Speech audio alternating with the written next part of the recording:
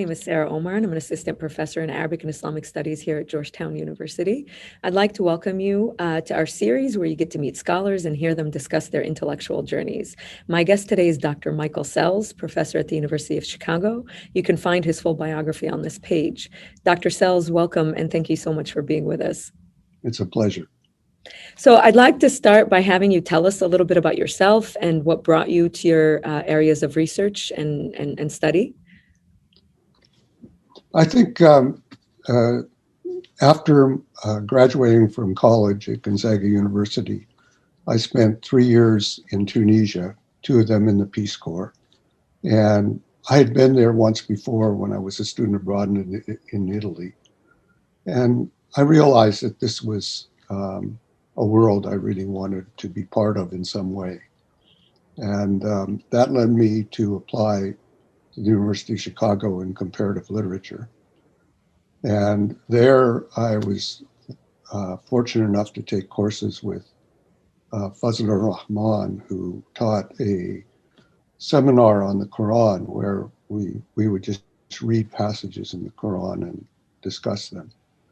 And that became the backbone of my courses in Quran, same method, just reading passages closely, discussing them, trying to understand all aspects of them, from the narrowly grammatical to the theological, the rhetoric, how persuasiveness works. 2 years later, I was spending a year abroad in Cairo at the Center for Arabic Studies Abroad. And I took a course on tajweed, the art of Quranic recitation. And that had a strong effect on me. And when I began teaching in Haverford College, I was blessed to be teaching undergrads, most of whom had no contact with Arabic. And I found that trying to present the Quran in translation, despite all the great efforts that have been made by prodigious scholars, something was missing beyond the normal issues of translation. So that led me to bring in sound diagrams of Quranic passages with interlinear Arabic and English text, so that I could play CDs of Quranic reciters and students could follow along and really have a sense of what the Quran is like in the context in which it's received primarily. And in some cases, students who had background in Quranic recitation, such as Simi Bushra Ghazi, would recite in class. And that convinced me that I really needed to write a book on this kind of world that is unheard, really, when people go to the library and they pick up a Quran and start reading it from front to back without hearing it. So that led to the book Approaching the Quran. And I've continued. I recently published a book with Angelica Neuwirth called Quranic Studies Today, in which I have a long analysis of Surah Taha, still focusing on sound issues, but also bringing in narrative in a more sustained way. I was also privileged to have courses with Jaroslav Stetkevich in pre-Islamic Arabic poetry, and that's become a love of my life. So my first book was called Desert Tracings, 6 Classic Arabian Odes. And I've recently retired, so one of the things I'm hoping in the next couple of years will be to go back to that and maybe have another volume on pre-Islamic Arabic poetry. Beautiful.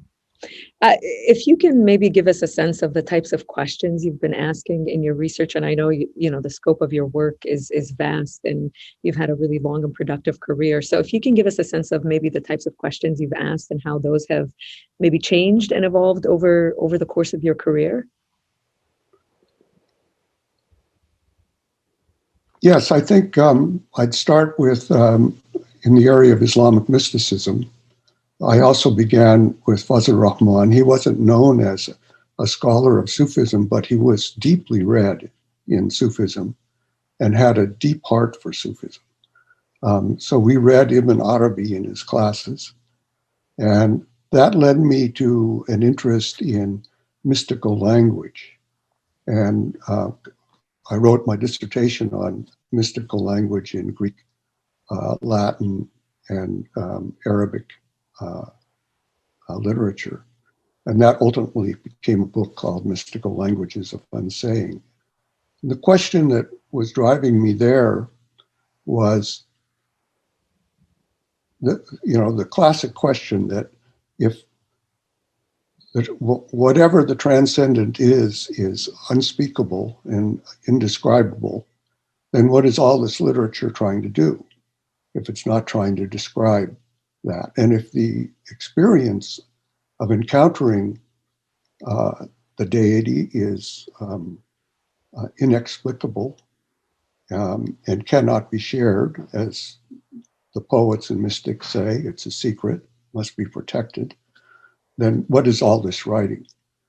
And I came up with this notion of unsaying, which is the greatest of these mystics, apophatic mystics, the mystics who really built into their language, not just a statement that you can't describe God, but built it in systematically so that any positive descriptions, which they affirm, whatever's in the Quran, for example, Islamic mystics affirm, and the same for the Bible with Christian mystics and Jewish mystics.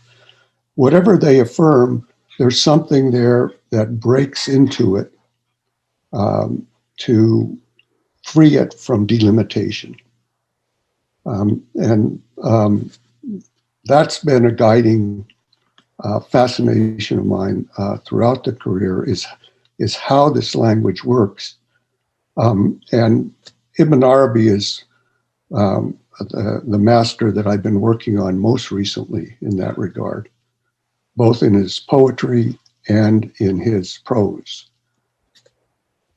So that's one of the guiding questions that I've been concerned with.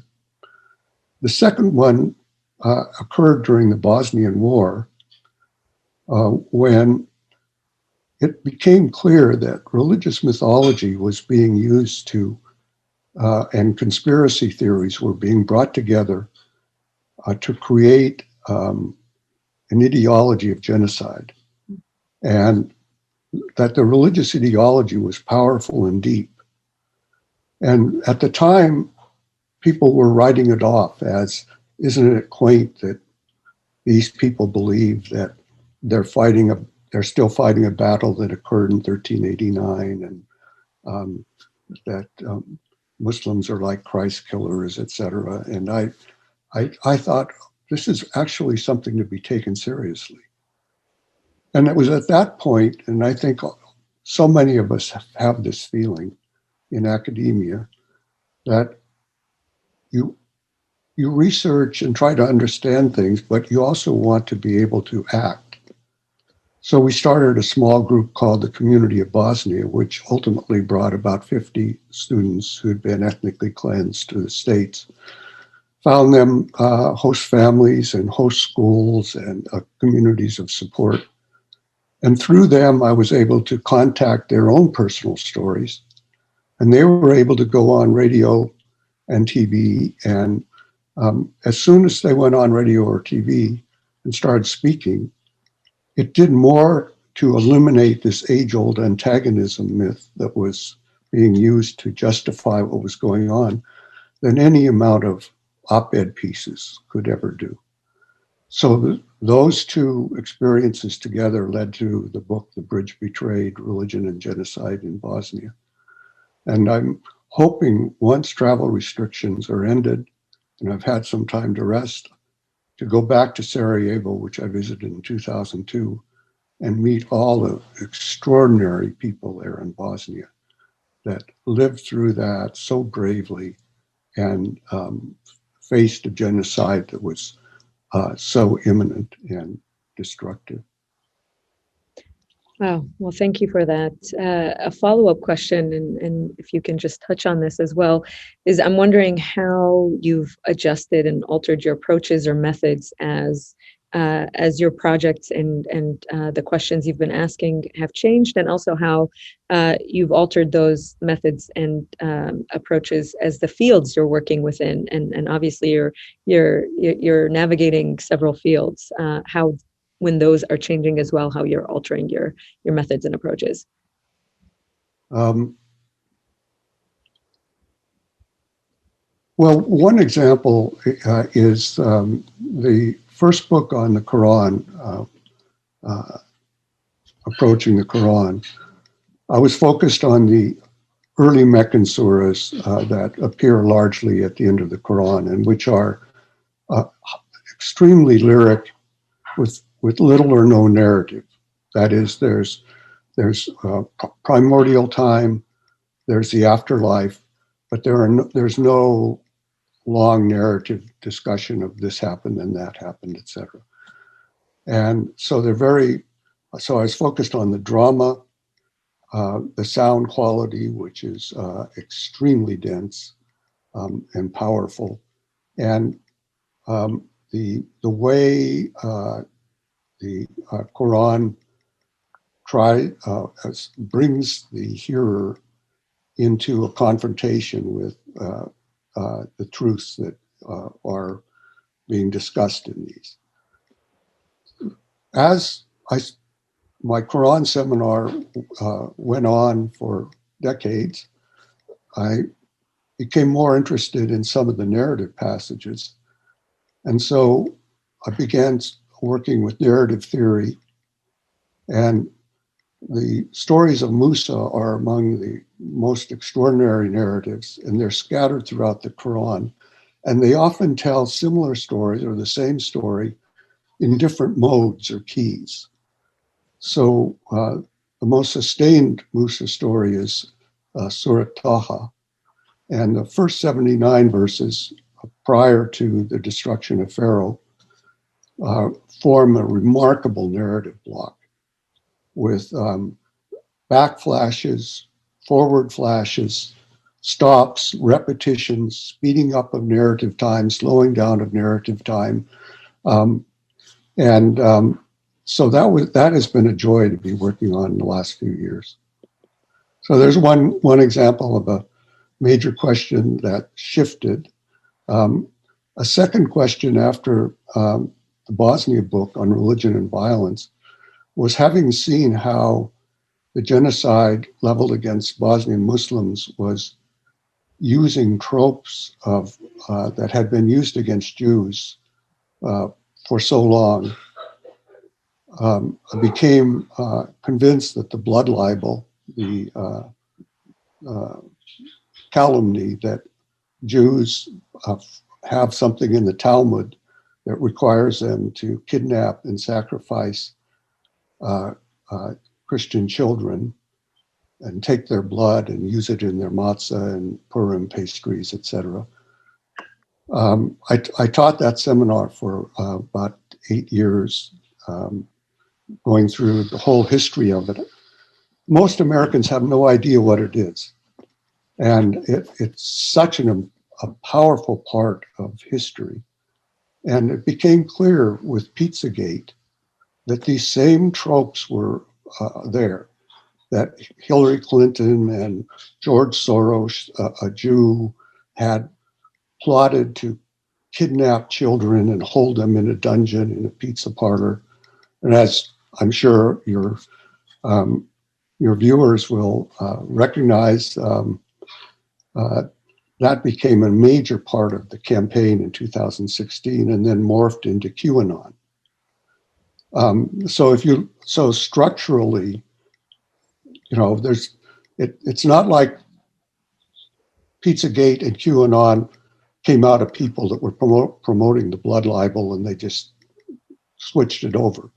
But this kind of conspiracy theory that children are lost and abused terribly by society, And there's a lot of anxiety about it. And then to use that anxiety to demonize whole groups of people um, in a way that we saw recently led thousands of people to storm the Capitol in the belief that their hero was going to arrest all the Democrats and political bigwigs and hang them, just as happened in many of these blood libel cases in history. Um, uh, Shows how the past is, we're never without our past. I wanted to say one thing that's Sure. not about myself. Sure. I came across this book, To God Belong the Names Most Beautiful, by Nayar Ehsan Rashid. And she is she was a Pakistani artist, calligrapher, and she wrote poems on each of the 99 divine names in the Quran in both Arabic and English. And her her artistic work that goes with them is quite exquisite. And whenever I have a chance, I'd like to give a shout out to someone of truly extraordinary grace and profundity, like Nayar Ehsan Rashid. Thank you so much, Dr. Sells, for sharing your intellectual journey and for being with us. It's really such an honor and pleasure to have you. Welcome.